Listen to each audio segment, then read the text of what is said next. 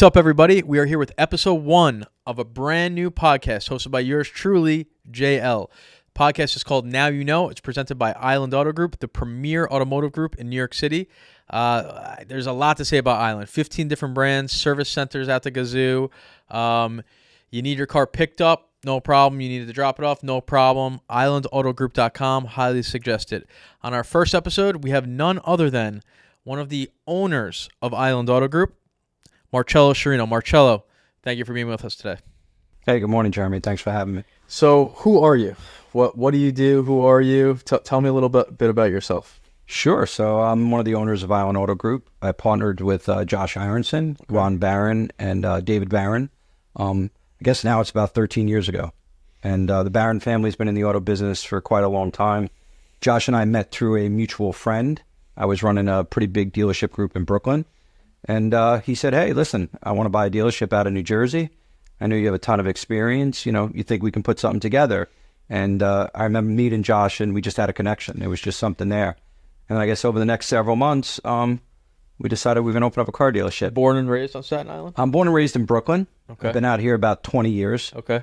So my kids are, all raised here. Sure. I grew up in Brooklyn, in a middle class, family. My dad is still alive. My mom passed away a little bit ago. I have 3 children. They're all here on Staten Island. How old are they? I have a 17-year-old. It's hard to say sometimes. I have a 17-year-old a daughter who's going to be 19, and my son just turned 22. Wow, that's awesome. And I'm married for 25 plus years to my wonderful wife, Charlotte. Have any of the kids been in the car industry yet? My son, during school, he helped us start something we have here called Customer Success Team. Okay. Which is a pretty cool idea, which is talking to the customers after the purchase, making sure they're happy, discussing their purchase with them, and showing them a little bit about the car. We do some really cool things, like give a customer contact card after they, are ready to leave the dealership, so they have all those numbers that you can't find when you're broken down on the side of the road. So yeah, he dabbled with the business a little bit. He graduated Quinnipiac College about 3 years ago. He's pursuing his master's, and now he's working for Merrill Lynch. So wow, in and out of the car business, but right now he's working for Merrill Lynch. Well, I know where to go when I want to secure some my financial future. Yeah, he's doing the best he can with mine. Okay, good. TBD, but I think it looks good. So what was your first job ever? First Job ever. And where was it? My first job ever was at a place called Cheap Charlie's. Okay. Which was a, I guess back then they called it like a 5 and 10 type store. Yeah. It was around the corner from my house, and I was probably, 13. And my dad's like, you got to go do something this summer. And I was like, oh, okay. What did your dad do? So my dad was in the antique business for a long time. And he also spent 25 years as an electrical engineer. Oh, very cool. So his family has a long history of being in the antique business. My grandfather was in the antique business. My dad is an immigrant. He immigrated here when he was 7 years old. From? He left Italy when he was 2 during World War II, and then went to live in Argentina for 5 years. Wow. And then came here, I think he was 7 or 8. So technically I'm first generation American on his side. So yeah, really cool. Super proud of him and our heritage. My mom was probably 3rd or 4th generation American. She was Irish. Okay. My dad's Italian. They say they make a good mix. Yes, that's our boy Will on the production side is Irish and Italian. So yeah, well, they were married for 40 years, so I guess it all worked out really well. Okay. Yeah, but I'm super proud of my dad and being an immigrant. So that's awesome. He was in the antique business. He was an engineer. Just worked his butt off for 6-7 days a week. Sure. Every single thing. So super proud. So he says to you, you got to go get a job. Yeah, so I was 13. My brother was a little bit older than me. He's, I guess, 4 years older than me, and he had worked there in the past. And I went there and just basically moved boxes, sorted candies or sponges or whatever they were selling. Right. And I spent the summer working there, and the guy there was a old school guy, a Jewish immigrant. Okay. But a really nice guy, and he taught me a little bit of work ethic, like you got to show up at a certain time. Sure. If you weren't there at 9 o'clock, he had a problem with it. Yeah. If you left there, at 4:58, he had a problem with it. So it was a, little summer experience, but certainly, taught me how to start working. Did you like the job? I guess at 13, you don't like anything. Right. At 13, I wanted to be out with my friend, but my dad thought it was important that you just had a little responsibility. When was it you knew that you wanted to be in the car industry? I mean, was there even a point where you knew you did, or it just happened? Well, I don't think anyone wakes up and says, I want to be in the car business. Right. You wake up and say, I want to be a doctor. I want to be a Right. basketball player. Right. Basketball wasn't in the Nah, cards for you? I was a little vertically challenged, as they say. And, Right. funny story, when I went to the basketball when I was in the 7th grade, I'll never forget Mr. Markle. Hope he hears this someday. Says to me, I dribble the ball up the thing, and he says, Sciarrino. And I said, yeah, Mr. Markle. He goes, not your sport. Don't ever come back. And this was a walk-on team. Like, everyone played. So they all got on. And I went home and told my dad, and he's like, yeah, basketball's probably not your sport. So, yes, I was not a basketball player, but I got into it by accident. Really? How? Honestly. A good friend of mine who actually works for us now, Iggy Giuffre. Really? Yeah, so me and Iggy went to high school together. Okay. And his uncle owned a very large auto group in Brooklyn at the time. Okay. And I don't remember how the conversation started, but I'm like, hey, I need a summer job. And How old were you? 16. Wow. Maybe I was a sophomore in high school, maybe a junior. Wow. And he said, my Uncle John has the car dealership in Brooklyn. And I said, awesome. Maybe I can get, moving cars or something like that. And I'll never forget, I went to see his uncle. He was this little short Italian guy. And he says, oh, you're Iggy's friend, blah, blah, blah. And I said, yeah. He goes, all right, come back on Monday. You got the job. And I was like, easier than the basketball team. Yeah. And he goes, yeah, a lot easier than the basketball team. And he goes, well, you have to do me a favor. You have to come dressed a little bit nicer. Okay. And I was like, I thought it was a little odd. I figured I'm going to work in the service department and move cars. And he goes, yeah, just wear like a pair of khakis and like a nicer shirt. So I said, all right. So came back on Monday and I walk in and he goes, all right, that's your desk. And I said, sales? Yeah. And I said, what do you mean that's my desk? And he goes, that's your desk. And I'm like, wow. My desk for what? And he's like, oh, you're not going to move cars. You're going to sell cars. Wow. And I was 16, like, 16. And I was like, well, Mr. Giuffre, I don't know how to sell cars. He goes, oh, don't worry, we'll teach you how.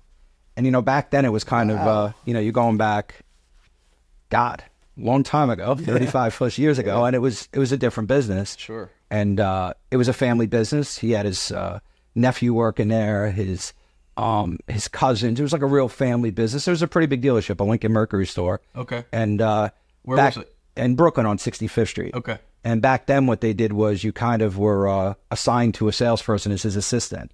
And I made a whopping $100 a week.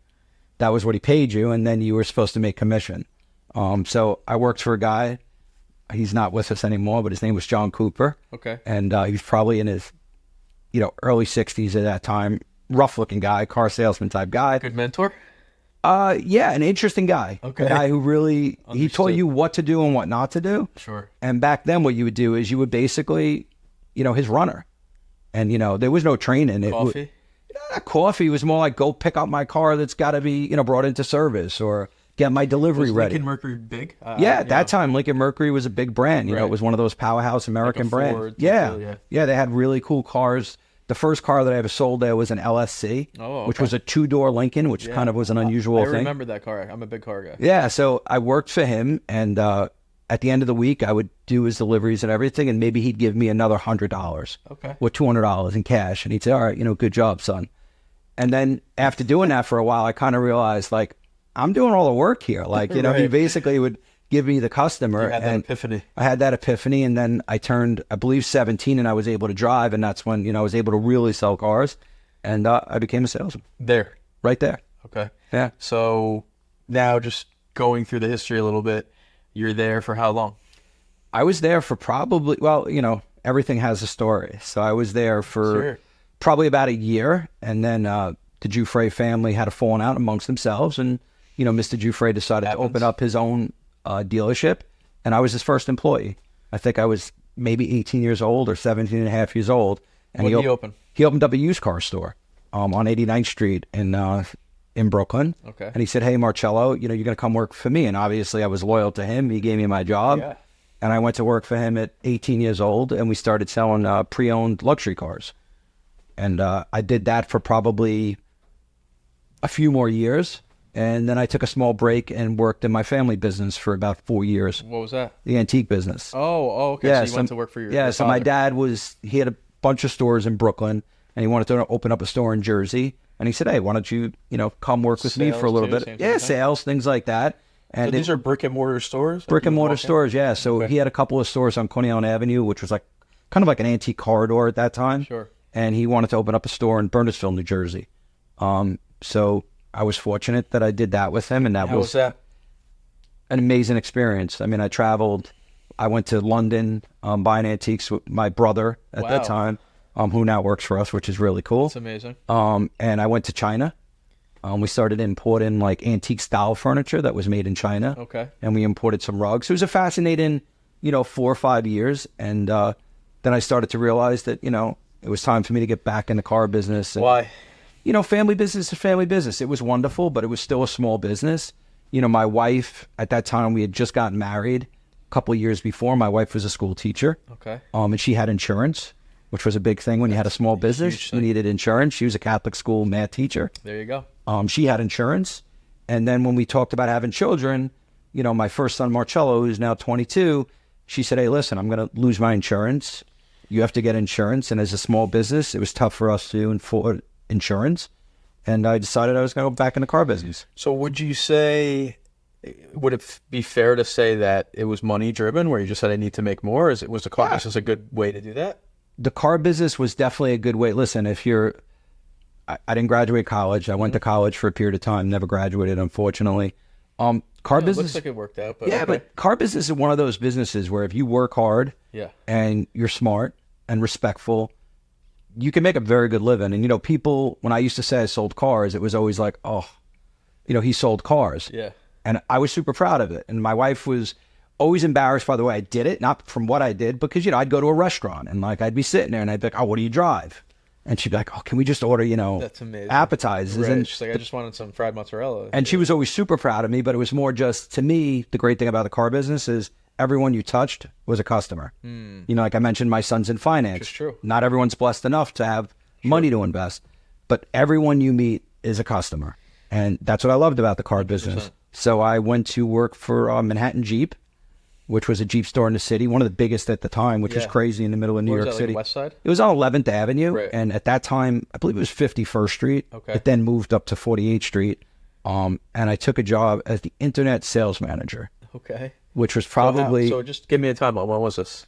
My son was just born, so 22 years ago, 23 years ago. So called 2020, 2002, 2003. And at that time, that was probably the worst job you could get, because the internet was really just starting. Right. People were like, what do you mean internet? Yeah, and I looked in, I think at that time you looked in a paper or something, and I found an ad for something, and it looked really interesting. I loved the city. And one of the things that was important to me was to have a demo. Okay. Because I didn't want to buy a car. Sure. And I went there. What and did they give you? Yeah, well, it's a funny story. So I go there and I interview with Mike Bobson. No. Yeah, who now... Mike is one of our vice presidents, which I'm sure, will be on the show someday. Wow. And I interviewed with Mike Bobson, who was the general sales manager there, desk manager. That's amazing. And with David Moniger, who was one of the owner's sons. Okay. And I walked in there, had a real good interview. And they're like, oh, you're going to be the internet sales manager. We get leads through this company and that company. And you basically call people and try to get them in. So I was like, all right, and I think the job didn't pay a lot. It was a lot of commission, but they gave me a car. So I'll never forget, I get the job. I go home and tell my wife, I got this job. She's excited because I'm going to have medical insurance, which is super important to us as we're thinking about having a family. And I go to work that Monday and I get a shiny, brand new Dodge Neon. Oh, I remember that car so No, well. you don't remember the Dodge Neon that it had roll-up windows in the back. Power windows in the front.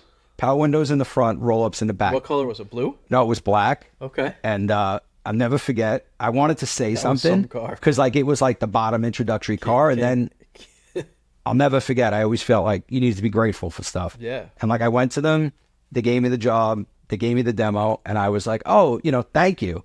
I appreciate that. And I drove a Dodge Neon. For how long? Not to be arrogant, not too long, because within 6 months, and Michael attests to this, I became the number one salesperson in that place within 6 months. It wasn't even a contest. From a Neon to a Jeep. I went from a Neon to a Dodge Charger. Oh, that's not cool. a Charger, excuse me, a 300C. Right. Which was the predecessor. Chrysler. Yeah, the Chrysler, which was a super cool car. Very cool. Within 6 months, I became the top salesperson there. That's awesome. Yeah, and then within about maybe a year and a half, I got promoted to sales manager. Wow. So sales manager would be... You ran a sales team. Right. So at that time, there were two sons that ran the store, David and Pat Moniger, great guys. Still in the business? They're still in the business. They don't have that store anymore, unfortunately, but they're still in the business. Great guys around my age. Okay. So it was awesome to, grow up with guys that were your age group. 100%. Their dad, another great story, had been an analyst for Chrysler, and they wanted to open Corporate. corporate, and they wanted to open up a point in Manhattan. And they said, hey, do you know anyone that can come up with, I don't remember, I'm going to make up a number, $100,000. We'll give them the point in the city. And he goes, And I just can. to explain to people a point as a store. So a point is like when the dealership, when the manufacturer wants to open up in an area, say in Manhattan, Sure. and they don't have a dealer, that's a point. Okay. That's an open point. So they'll say, hey, listen, sometimes they put out a public offering, sometimes it's a little bit more behind the scenes. They want to open up a new store. So they went to John Moniger at that time and said, John, we want to open up a store in Manhattan. You've been a great Chrysler employee. You seem like you have a retail mindset. Would you agree to start that point? And in Manhattan, prices were super expensive, so the factory would own that property and lease it to you. That has to be a great location. It was at one point we were the number one selling Jeep dealer in the metro for a bit of time. So I worked there. It was a great experience. We were all young guys working in the city. Mike was a tremendous, really a mentor to me. Still is. And the world comes around, because that was, then I think we would probably get into like 07, 08 when, the car business kind of fell apart. All businesses fell apart. And this is a true story, and Mike will attest to it. One day I come in, and Mike's desk is empty. And I walk in, and I say to David Moniger, it's a true story, Jeremy. It's crazy. It actually chokes me up a little bit. And I say, where's Mike? And Dave goes, well, Marcello, business has changed. Like we had to make some changes. We're not selling 200 cars anymore, and we had to make a decision. Ooh. And we decided to let Mike go. And I get chills even thinking about the story. Was it Mike or you? Yeah.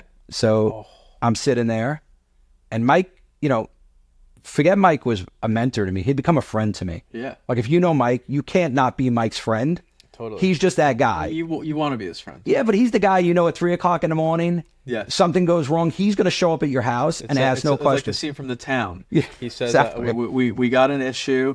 We got to go take care of something. Don't ask any questions. And he says, whose car are we taking? Yeah, well, I have a joke with me and Mike. If I ever text you the word pickle, that means like that's go time. He would be there. Yeah, he'd be there. So, I sat at that desk, and we had like a window in the office, and I just stared out of it, and I was like what just happened, And no warning, nothing. Nothing. This is 100% true. Right. So, I sat there, and then I was trying to get the courage up to call Mike, because kind of like it was me or him kind of thing, and I felt terrible. And then I thought, I have a family. Mike's daughter was a little older at that time. Right. I had a blossoming family. Maybe that was the reason. And I'll never forget what Mike said to me when I called him. I said, hey, Mike, it's Marcello. He goes, don't say anything. He goes, I'm not mad at you. He goes, today you were the better guy. He goes, that happens in life. Wow. And he says, I'm really happy for you. And I never forgot how humble and respectful he was of that situation, because it was there were no winners in that situation. Yeah. And it's funny how it kind of comes full circle, though, because now you work with Mike, he's one of the VPs, and and he didn't forget that loyalty too, and just Mike worked for me, fortunately, before I was even an owner. Wow. So when I went to a couple other stores, Mike had followed me. That's amazing. But yeah, crazy story out of the world. So crazy. I didn't know that. Yeah, it's a true story. I guess nobody really knew except for you guys. Yeah, and then I worked there for, maybe a couple more years, and then I ended up at the largest Hyundai store in the country at the time, which was Brad Benson Hyundai. Brad Benson, big name in the industry for a while. Yeah, so great story. Wild, huh? Wild is an understatement. So, Brad, as you guys, may or may not know, they're listening, ex New York Giant. Right. He's actually one of those iconic guys who poured the Gatorade over Bill Parcells and then carries him out on the field. Yeah. Big guy, right? Big guy, but not big in today's standard, but big then, 6'2". Sure. But he was, more lanky than like these guys today that are really built. And, these guys are 6'4", and they run the 40, and I don't know how. He was not that guy. Yeah. And he started a Hyundai store. And there was a gentleman named Dave Canton who was a partner there and the GM, and he hired me. And are the GMs usually partners of the stores? It depends. In certain instances, a lot of single point stores, they'll do that. Like Brad didn't have auto experience. Okay. But what Brad was better than anyone was he was the greatest marketer ever. Yeah, he was loud. He was loud. He always said that, there's nothing bad people are going to say about you because they're talking about you. Sure. And any press is good press. Yeah, and he did these crazy commercials, I remember them on WFAN. Just like nut stuff. Like he ended up buying the Giants goalpost when they renovated the stadium, and he did a commercial calling it his 40-foot erection. Just like crazy stuff. And he always did stuff that was like on topic, like whatever was going on currently in the world. So he would just take advantage. He would do something like that. He did crazy things like when Manny Pacquiao was. He was allowed to do all this? Yeah, I mean, allowed. I mean, I don't know what the word allowed mean. The fan played his stuff. Yeah. And if you listened, at some point, people would get. Oh, I remember hearing some of it. Thinking like, wow. Jeremy, you get calls in the showroom from people going, he can't say that, or, this is wrong. But he always had that mentality. Wow. People are talking about. But he once did a commercial about Manny Pacquiao. Manny Pacquiao did an interview where he said, and that's when Pacquiao was at the height of his career, right. Beating everyone. That was the best. He's the best, awesome. Little guy, but just killed Awkward everyone. Lefty. Yeah, and he said in an interview that he would not have sex with his wife for 90 days leading up to a fight. Like a boxer does. Yeah, because but that's what Pacquiao said. That was the interview, that he wouldn't do it because it gave him he didn't want the focus off of himself. So, Brad comes in one day and goes, I'm going to do a commercial with telling everyone until we sell 1,000 Hyundais or whatever the number was then, I'm not going to have sex with my wife. And we were like, you can't do that. And he's like, I can and I will. And as long as they put it on the radio. And he did this whole crazy commercial. And how did too? Of course, we sold 800 Hyundais or something crazy. They were like, we got to get this guy back in the playing field. It was just, it was a crazy time. And I had a amazing experience at that store. Yeah. Brad was a mentor of mine. Dave Canton was definitely a mentor of mine. I do speak to Brad every once in a while. Okay. Unfortunately, times had changed and he sold the dealership. Maybe he's not in the auto dealership. He's not in the auto business anymore. Dave Canton went on to start a huge M&A firm. Oh, okay. They do dealership buy sells. Still talk to him all the time. Sure. Ton of respect for him. And that was a place that on a Saturday you would sell 100 cars in one single day and spot them all. Does that still happen? Now it's almost like there's a couple of big dealers out in California. It was a different time, right? Yeah. How you advertised, how the consumer perceived what things. What year was this? 2010-ish? Yeah, probably like 2010, right after 08. Okay. And a lot of the guys who worked at Benson now work for me here. So, Really? Yeah, so, Mike Farrell, he was a salesman for me at Brad Benson Hyundai and then a finance manager. Now he's a GM of Route 1 Jeep. Yep. Richie Bento was a finance manager for me. He's now the GM of our Chevy store. Grooming people? Oh, no. Jason Ostrowski. He was Brad Benson? Yeah, our GM of our Hyundai store. Wow. He was a salesperson and a finance guy for me. Steve Yelovich. Oh, my God. General sales manager of Hyundai. Joe DeGarbo. Wow. Sales manager of Chevy. So it was pretty cool. A lot of these guys followed me, afterwards. And that's cool. Yeah, it's all part of the story. That's loyalty. So let me ask you a question. There's all these stories. Now, let's just get to the part really quick where you leave Brad Benson, and that's the call you get from the co-owner, Josh Aronson. Well, there's one more little stop, which was an auto mall in Brooklyn, but yeah, pretty close to it, yeah. So you go to an auto mall in Brooklyn. Yep. Josh gives you a call one day. How does he know you?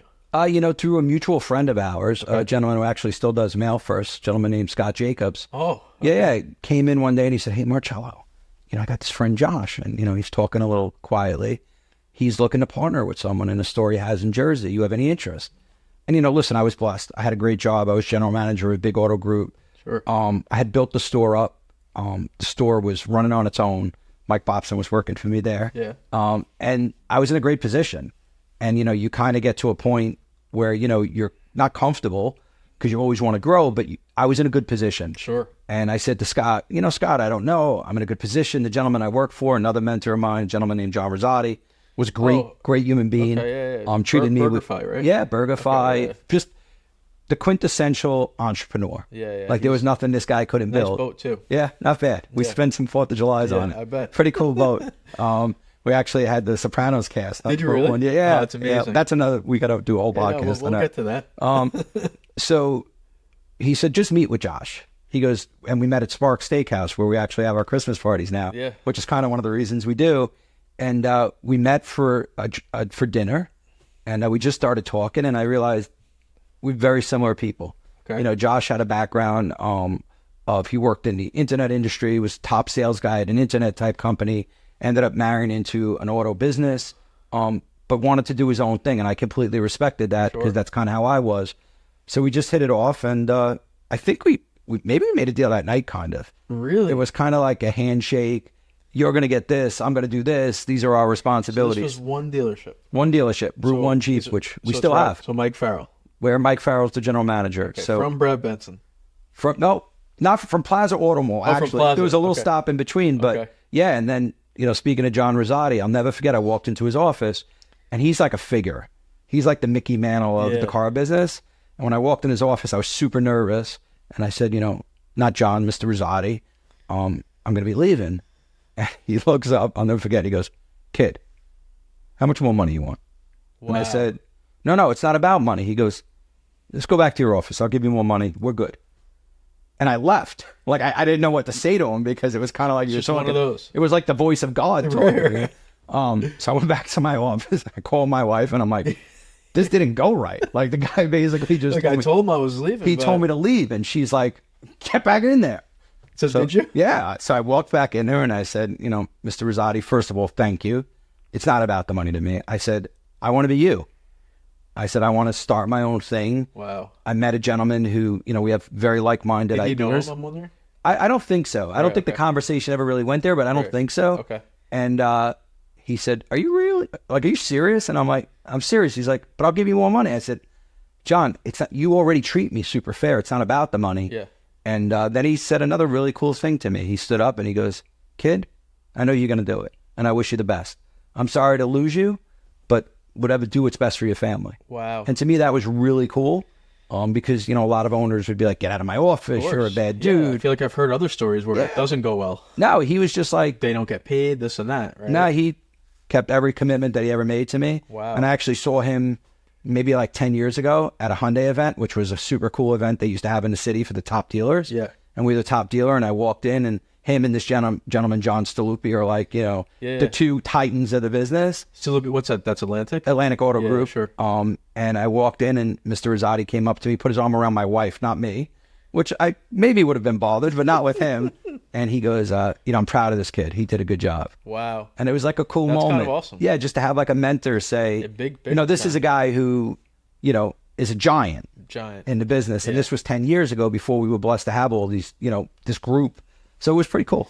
That's amazing. That's a really cool story. And it's cool to see that some people, are willing to kind of be the mentor, let go, tell you, go off and do it, and you did it. I always have that with our guys. When a guy will come to me and say, "Hey, listen, if we can't match you or if I have something better," I'm always Has that ever happened to you where someone said to you, "Hey, Marcello, I appreciate the opportunity. I'm going to go open a dealership of my own"? Yeah, I mean, we had one employee who is back with us now because it just didn't work out. But, said to me, "Hey, listen, I have an opportunity to become an owner." And I stood up, hugged it out with him, and said, "I wish you all the luck in the world, my friend." I said, "Go do it." Unfortunately, that didn't work out, and he's back with us, which is super cool. Which is cool of you, too, though, open arms. Listen, I always believe that if you can do better for your family, why are we going to stand in between that? That's not, I believe in karma. Stuff comes around. So now you have how many dealerships? I think, new and used, we have about 20 stores. Wow. Yeah. So from a pharmacy selling sponges to 20 stores. I mean, that's a pretty big accomplishment. It's a pretty cool story. And a lot of fun along the way. I'm sure the auto industry is that. So if you could tell people who are just starting out one thing, let's just say there's someone listening, someone watching that's, man, like I want to get into the automotive industry, really any industry. How would you tell them to go about that? Well, it's two things I'll say instead of one. One is, there was a quote, I think Bruce Ratner said it, and I believe it my whole life. Life is 5% luck, 95% hard work. The problem is everyone gets the 5% luck. Right. You won't do the 95% hard work. Right. My 5% luck was Scott introduced me to Josh. We hit it off, and I got real fortunate to be able to start a business with not millions of dollars in my pocket. Right, but somebody else could have had the same opportunity, just not taking advantage of it. Or didn't want to take the risk, I mean, I was sitting at a comfy job that was pretty cool, making very good money. Yeah. And I'd probably still be there today. Yeah. But I wanted to be an entrepreneur. And the second thing I would say is just work harder than everybody. Yeah. You don't need to be a genius. I have an old joke I used to make with my friends. I could easily be cutting you a meat at ShopRite, which is a respectable job. But I got my job at that car dealership, and I worked harder than everybody.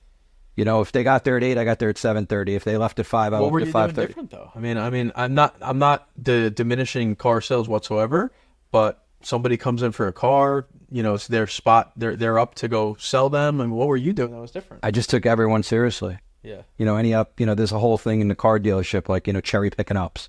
Like, who comes in and who's going to take that customer? Oh, do they look like a buyer? And this guy, John Cooper, used to say, I'm not a genie. I don't know who's a buyer. And I've been surprised by it. So, like, I always just took every customer, took it seriously, and respected people. Okay. And 99.99% of the people I met were really cool. Like, the customers were, family people. Or you friends with any customers? Yeah. I mean, I have lifelong customers that the guys will laugh. Like, I'll be like, oh, this woman bought a car for me at Brad Benson or at Manhattan Jeep. And they'll be like, what? I have a whole group of customers from JetBlue. I don't know if we can say JetBlue, but I'll say it anyway. Why not? From JetBlue, who were customers of ours at Manhattan Jeep. And like the counter person, the person who does the luggage. Now one woman they weren't charging for the 53-pound bag? They may and may not. I'm going to, not get them in trouble with JetBlue, but there's a story behind that. But one of the women now who was like a customer service is like the supervisor of the whole team there. Go. And like cool stories like that. Like I become friends. Like, we'll text on the holidays and they'll send me their customers. So I met a lot of really cool people in the car business. Do you find that people are generally loyal to brands or have things shifted? Were they once and now they're all price dependent? I mean, because I feel like just being a consumer, and full disclosure, Island Auto Group is a client of mine, so I see the marketing aspect, but I feel like being a consumer, I feel like even all my friends are just so much more like price focused. Like I want to be here. I don't really care so much. Well, COVID changed a lot of that, Jeremy. So if you look statistically, people were super brand, loyal. And you take some brands like Subaru. Yeah. Super loyal brand. Super. And then COVID hit and inventory became scarce and customers needed cars, right? If you needed a car, you needed a car. You drove an Outback for the last 20 years, but there wasn't an Outback available. So maybe you bought a Highlander. So COVID changed that a little bit. It changed how people look at cars, how they shop for cars. Right. And then coming out of COVID, financially, it's been a little tougher on, people. You see it, inflation is rising. So it shifted from, hey, I'm only going to buy this brand to, hey, I'm going to buy what's available to, hey, I'm going to buy what the best program is. Yeah. So I think, over this, COVID has been a crazy, crazy time for consumers. Changed a lot. With everything. I mean, the health aspect. I had a cup of soup the other day for $9. Yeah. Pre-COVID, that was a $3 cup of soup. It was funny because me and my wife went to a diner in the city and she got a half a melon and it was $9.90 for half a cantaloupe. And I was like, I love cantaloupe, but $10 for a half a cantaloupe. Right, but, COVID obviously was a terrible time in our country and our world. What happened with people dying, it's just terrible. But horrible. From a consumer standpoint, it changed the consumer. Do you think in a good way?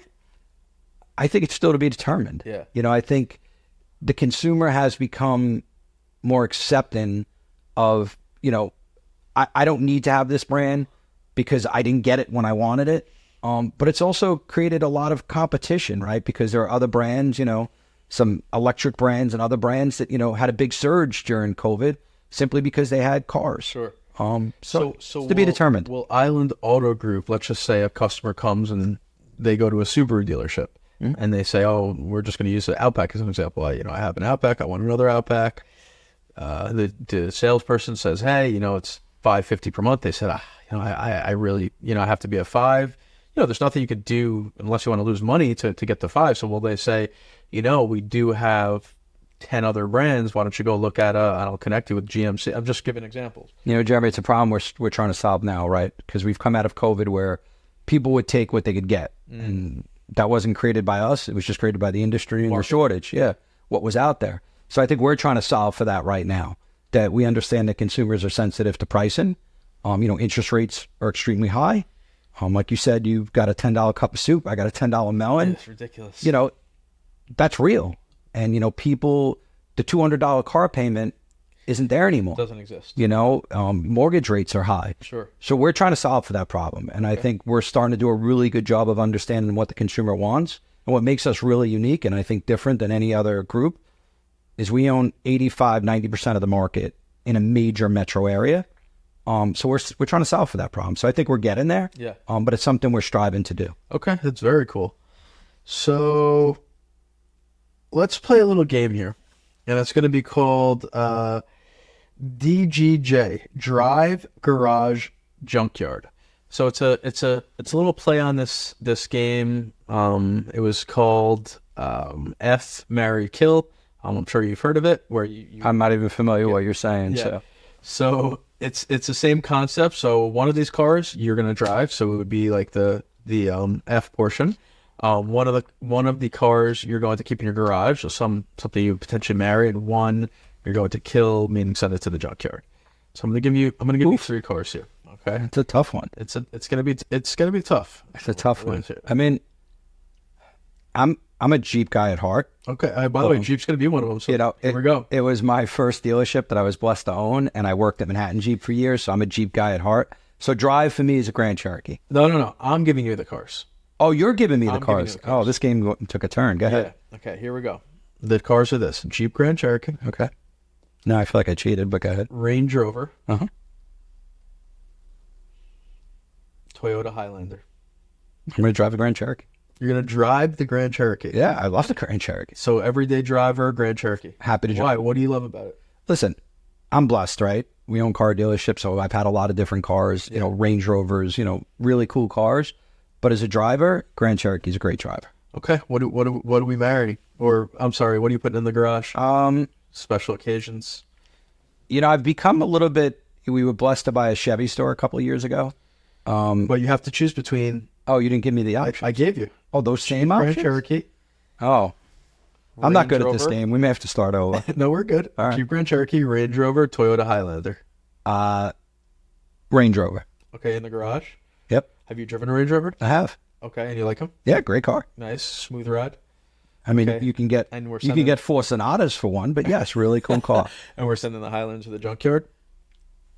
That's okay. And now you can't, because that's a tough question. Like, are you going to send a Highlander to the junkyard? It's a great car. I think the Highlander will outlast all those cars. Probably, Like right? when you're talking about it, like when I think of junkyard, I think of, for a very brief Your moment. Dodge Neon? No, for a very brief moment, I remember when Hyundai first came to this country. Okay.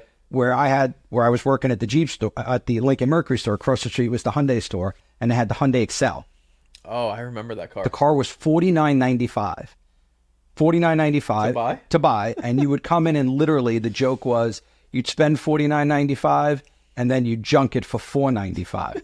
And this is, listen, you look at Hyundai now By the and way, probably it's one of the nicest cars out there. no, forget about the nicest. It's one of the best built Reliable. cars Yeah. out there, and you're talking 20 years ago. That's why they give you the 100,000-mile Right. warranty. Well, that's how they created their whole marketing to get people That was interested. great. Like, people will call me today and I'll say a Hyundai, and they're like, a Hyundai? I'm like, are you kidding me? Is that still a thing, the 10 years, 100,000? Yeah, it's still a thing, but I'm saying that perception still is a little bit in people's mind, like the Hyundai Excel, that, junk box, yeah. I'll call it. I'll put the Sonata up there with an A3. Yeah, oh, like, definitely. I blindfold you and put you in an Audi That new A3 and a Santa Fe. Sonata. You see Oh, that? the new Santa Fe to me is like Range Rover called and said, can I have my truck back? Yes. The car looks spectacular. Amazing. And it's a car we can't keep in stock. And the actually. inside is sick, too. It's a great car. So I'm gonna. Okay, so we'll junk I'm a it, little but upset I about the understand what Highlander you're junking saying. it, but I I'll understand. play the game. All right, here's one more thing we're gonna do. We're gonna And in my garage, if I could have, I'm thinking of a Z06. So then let's ask this car. What is? I mean, I guess I'll just say, like, what is your dream car? Well, listen, What is your dream car? I mean, and this is a tough question because you could probably get any car you want. but what would you say your dream car is? what's crazy is I like cars, but I'm not a car guy. Okay. When I say car guy, like I have friends of mine. I have a good friend of mine who's a Ferrari guy, right? Yeah.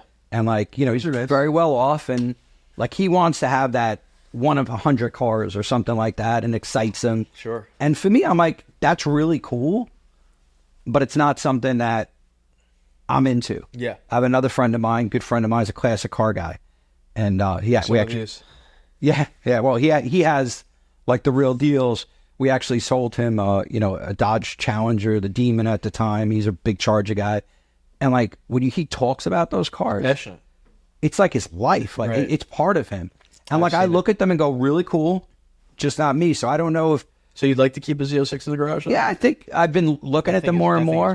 What about the ZR1 coming out? Yeah, I mean, I even like the E-Ray, which looks really cool. People are saying that's the best one made, actually. Yeah, so I mean, And quickest. listen, we're blessed we own car dealerships. So, if you meet the jeweler, he usually has a nice watch on. Right. So I'm blessed that, All right. So I might see you driving around in the you might not. I mean, All right, let's do some word association. I'm going to just throw some words out there. First word that comes to your mind. Sure. You tell me. Kia. Quality. Cars. Life. Family. Everything. Watches. Fun to have. Last one. Rolls Royce. Too much. Okay. Just too much. Okay, good. All right, so I feel like My old boss, who will go unnamed, drove one. It wasn't too much for him, but maybe for me too much. We'll see. I'll give it 10 years, maybe. what would you say? So let's just get to Island real quick.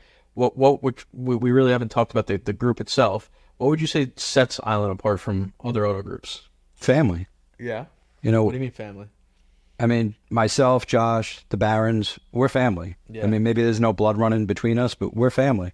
And we look at people like family. And, I always used to say if I was blessed enough to get my own dealership, there are things I would do and things I wouldn't do. And one of the things I would do is treat our customers like family. And I think we do that. I mean, we're not always perfect, and I love when, you read a review and they're like, oh, they did this, but you don't realize that we sell 15,000 cars a year and we service hundreds of thousands of cars a year.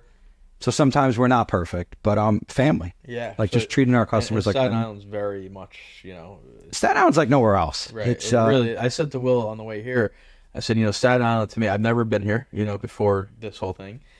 It's like, what's over the bridge there? It's such an interesting, it really is a different place, but it does feel, I will say, it almost feels very family oriented. Everybody kind of knows each other. Yeah, I think you'll see with Staten Island, and unfortunately, like recently there was a terrible tragedy that happened in our community. We lost a young girl, and community, like you just see people come out, rise up, and listen, Brooklyn's a huge borough, right? There's millions of people. Staten Island is 400,000 or 500,000 people. With no traffic, you can get from one side to the other in 15 minutes. With traffic, 3.5, 4 hours. Right. But with no traffic at 1 a.m, it's a small place. Yeah. And it's really 3 neighborhoods. There's the North Shore, Middle Island, and South Shore. That's kind of what Staten Island is. And just seeing like a horrific tragedy like that, and just seeing people come out and support the community, I think that's what makes us different. And like we have a thing, we do a lot of charity work here on Staten Island. And it's not that we're against any other borough. We're all for every borough. And if you're in Long Island, come on down. Not a borough. But if you're in the Bronx, come on down. But we only support things that are Staten Island based. Okay. Because I think that's super important. This is where we're raising our families. Yeah. It's where our customers are. So we try to do that. So I think family, I know it sounds hokey, but it's not. We try to, and we don't always, meet expectations, but it's not from lack of trying. So are there advantages to buying from Island than say if you went to somewhere in Brooklyn, or is it, all kind of I mean, same? One is we own most of the brands, so you have that option as you're going through that process of what do I buy? Brand shopping. Yeah, and you have, Jimmy. Jimmy's my guy, and Jimmy can help me. I think that's important. Yeah, it's nice. Service. We're about to embark on a multi-million-dollar project to build, Really? all of our showrooms in the next 5 years will be updated or brand new. And that's a huge commitment that we're making to Staten Island. We bought these dealerships 10 years ago. 10 years goes really quick. And I'd say we finally got our feet under us, and we've made a commitment that we're going to redo our sales and service buildings to give those customers that amazing experience they deserve. Because, listen, we're in a borough. If you've been to our Chrysler store, you've probably waited at the bus stop to get your car in. Yeah. Not a perfect situation. It's not from lack of trying. It's just we're in a borough. Sure. It's tough to do. So we're about to embark. It's tough because the parking is even tough. I mean, there's not really a lot of lots. It's not, it's not an easy situation when, in New Jersey or Long Island or some places we were talking about, you could, it feels more vast, right?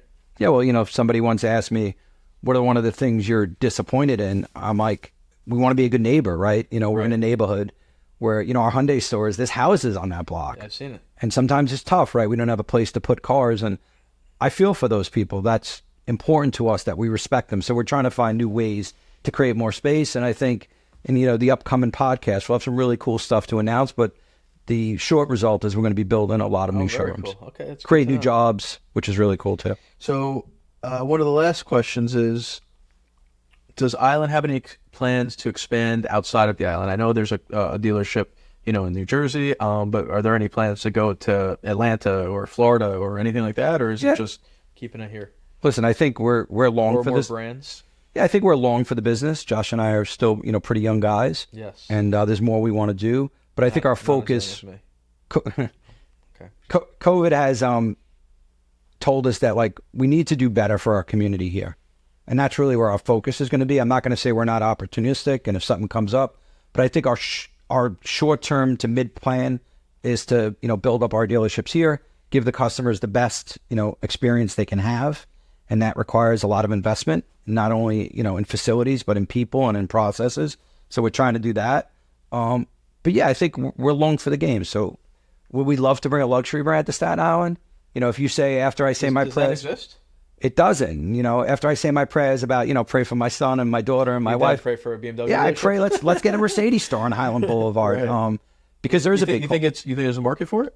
I know there's a market for it. It's, we talked about that open point. It's convincing the manufacturer that makes sense. But, I go out to dinner and in the parking lot, I see a lot of other brands, like, sure. It's kind of like, what is his name? Valdemar. You don't say his name, but there are other brands there that aren't ours. And I feel like we should have them here on Staten Island. So we'd love to, hopefully in the future, bring something here. Maybe we'll reach the right person with that. It's not from lack of trying. I'm a very good writer and I've written a lot of letters, but, we'll keep it up. And, I think there's a future for that. Well, the future definitely, seems bright for Island Auto Group still. I mean, like we talked about, a ton of dealerships already. I'm not sure how many more you can add, just mental capacity wise.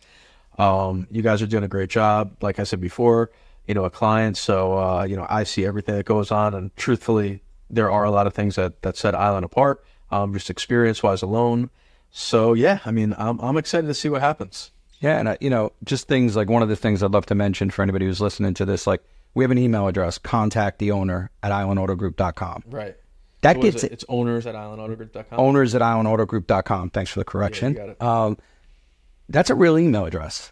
You see those? I see every one of those emails. Josh sees every one of those emails. Our 2 VPs see every one of those emails. And somebody's going to get back to you like Sunday, 3:00, you send an email. There's a likelihood Sunday at 3:30. We're going to call you. Wow. Because we do care about the experience. And like I said, we're not always perfect. And we do fall short sometimes. And I'm not one of these owners that has rosy glasses on and thinks, we treat everyone perfectly. Yeah. We have several hundred employees, and sometimes we don't do the right thing. I don't think that's what the issue is. I think it's what happens afterwards. Sure. So, I wouldn't... Things happen. You can't control everyone's actions. It's what you do when something does happen. Right. And, we've had instances where, maybe somebody was disrespectful to a customer. Sure. And it happens. And I always call a customer, and the first thing I say is, I'm sorry, it's not who we are. Yeah. We can't control what Jimmy said, but at the end of the day, it doesn't reflect us. And you'll be surprised. Customers are like, who's this? And I'm like, it's Marcello. And they're like, you called me? I'm like, well, you sent an email to contact the owner. I'm an owner. The owner's calling. We're calling you. So I think, things like that make us unique and make us different. Sure. And listen, check our Google reviews. People say, like when I go to a restaurant, I check reviews. Just check them. Yeah. Listen what people are saying about us. And if we do fall short, owners@islandautogroup.com. And if people did want to, let's just say people are not Staten Island, they want to get a car, would you deliver it to them? Yeah, I mean, thank you for pointing out. One big thing that we do that I think is different than other groups is not only will we deliver you the car, but you can buy the car online if you like. You can go to islandautogroup.com. Completely choose any one of our dealerships. We all have e-platforms where you can buy the car. Yeah. If you need some assistance, we can do that. We can bring a car to your home to test drive it.